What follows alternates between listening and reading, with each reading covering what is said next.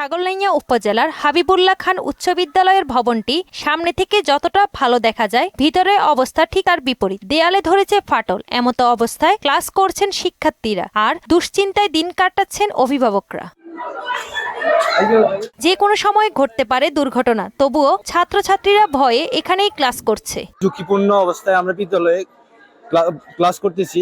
সরকারের কাছে এই আবেদন যে আমাদের একটি নতুন ভবন তৈরি করে দেওয়া হোক। আমরা অনেক ঝুঁকিপূর্ণভাবে এই ক্লাস করতেছি। আমাদের যে কোনো মুহূর্তে এখানে দুর্ঘটনা ঘটতে পারে। একাডেমিক ভবনের স্বল্পতা থাকায় বাধ্য হয়ে ঝুঁকিপূর্ণ ভবনেই শ্রেণী কার্যক্রম চালাতে হচ্ছে বললেন প্রধান শিক্ষক। পর্যাপ্ত শ্রেণীকক্ষ না থাকাতে আমরা একটা ঝুঁকিপূর্ণ ভবনে ক্লাস চালিয়ে যাচ্ছি।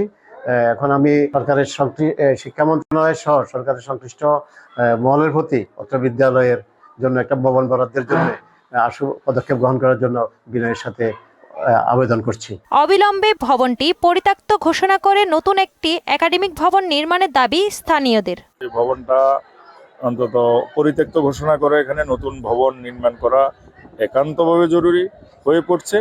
এটাই এখন বর্তমানে সরকারের কাছে আমরা দাবি জানাচ্ছি। ঊর্ধ্বতন মহলকে বিষয়টি জানানো হয়েছে বলে জানালেন উপজেলা মাধ্যমিক শিক্ষা অফিসার। ঊর্ধ্বতন মহলকে অবহিত করা হয়েছে কয়েকবার। এটা তো তাদের নতুন ভবনের জন্য আমরা প্রস্তাব পাঠাইছি, কিন্তু দুর্ভাগ্যক্রমে এটা হয় নাই।